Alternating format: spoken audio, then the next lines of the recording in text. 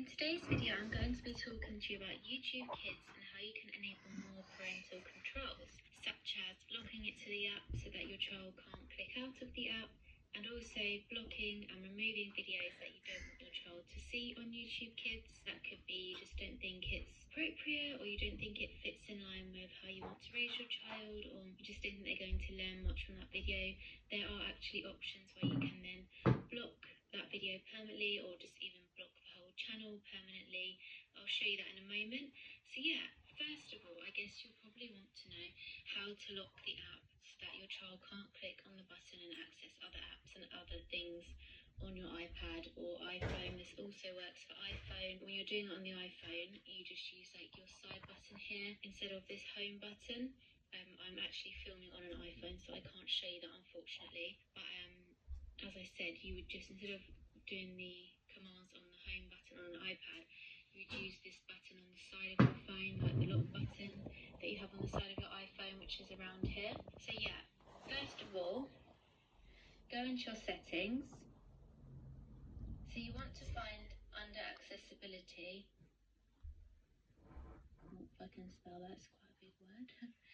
Under accessibility, you want to make sure that guided access is switched on. So make sure the toggle is on. As you can see there, it's on. And you have all these other options as well.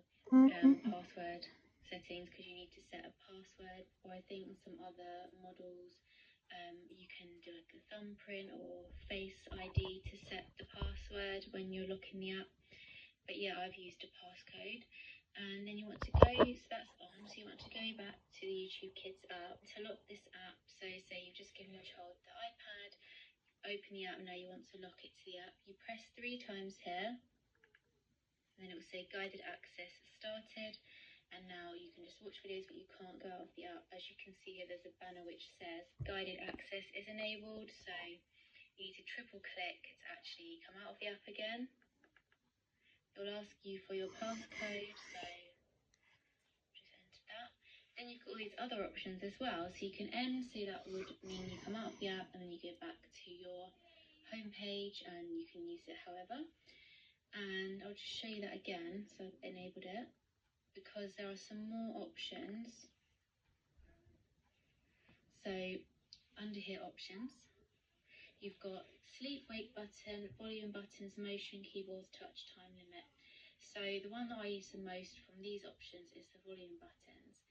So basically that means when it's on, you can change the volume in the app. But say for example, it's early morning or late at night, or you just don't want the iPad or the app to be so loud, what you would do is turn that one off, and then you would set the volume really low. Say set the volume really low outside of guided access before you lock it, and then when you lock it, the volume can't be changed. So now I'm going to press the volume button on my iPad on the side. It's hard doing it this way. Yeah, so you press, say if I want to turn it up and down, I'll show you this video. It's very quiet, this video. Say I want to turn it up, I can't, because I can't turn it up here or put it down because I've locked it. But obviously you can still pause and play the videos. So say now I want to have the option, which I just tend to like to have it on, to have the volume buttons on, then you just press resume, and now you can turn it up and down. Because often, like Coke, for example, it can be so loud, so you want to just turn it down, which you can do when you've enabled that in the guided access.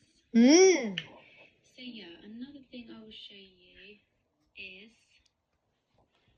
on the options keyboard. So if you don't want your child to be able to go and use the keyboard in the app, then obviously you can turn it off so they can't do that. So for example, I use the voice option to basically search for videos for my child, because I want my child to be multilingual. So I try and find like different language videos, and in particular for my child's Arabic. So I will press this one, I will say Arabic when you press tap to talk, Arabic. and then it'll pull up all the Arabic videos. And my child, he's actually learned to copy me with that, so he'll actually he's only 2, but he's able to like press there, but then he often doesn't realize he has to press that one as well. But I will press that one and he will say Arabic, and then the Arabic videos do, it's copying me.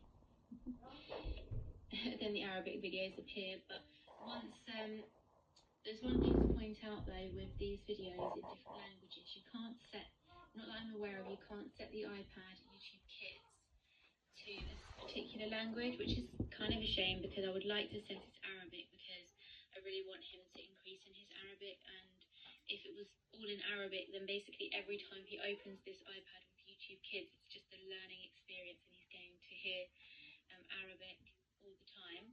And I'm sure lots of you parents who have 2 languages or more in the home or want to introduce your child to another language would appreciate that. But the good thing actually about it as well is he'll just be scrolling and suddenly a video of, let's say, Italian or Spanish will start playing, and we haven't actually searched for that, so somehow they just appear. And I like that because then he's getting exposure to all the different languages around the world. We've even had Thai. He listens to the Wheels on the Bus in Thai language, and he actually manages to like say Thai words. And I find that really fascinating, really interesting, and I think that's great as well. But yeah, I would obviously like to have the option just to set the YouTube Kids to a default language, so that when I give him the pad, I know this time he's got the pad, he's going to be listening to Arabic, increasing Arabic, and picking up that language. Mostly the videos just do default back to English. I don't know if that's because there are just more English videos on YouTube Kids or because it's somehow picking up my location. But yeah, that's just another little thing. Now let's say on a different side note, there's videos that you don't want to appear. There's been a few videos that I just feel like are not necessary for my child to watch. See if I can find any. I mean, there was just a few like ones I found a bit strange, like there were just people walking on like objects that were popping, but it was all a bit, I can't really explain it. If I see, I'll show you it.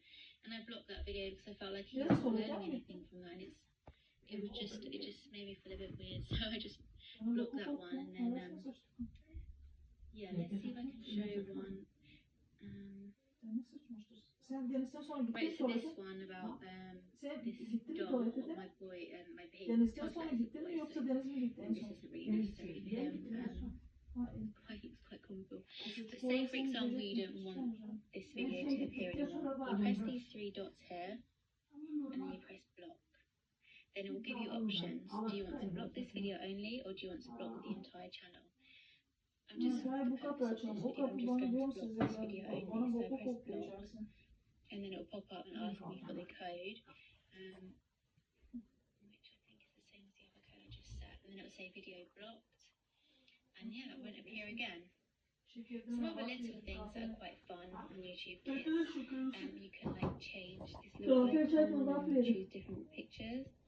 Yeah, so I think that's about it for YouTube Kids and the parental controls that I have learned so far using YouTube Kids on an iPad. As I said, you can transfer these over to an iPhone. For example, if you want to enable guided access, you would just be pressing 3 times on your side button on your iPhone instead of the home button.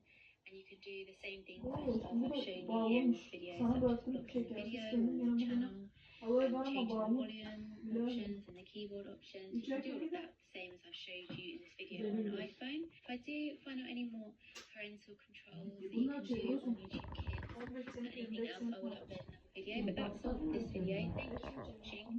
Don't forget to subscribe if you want to see more videos like this, and have a nice day.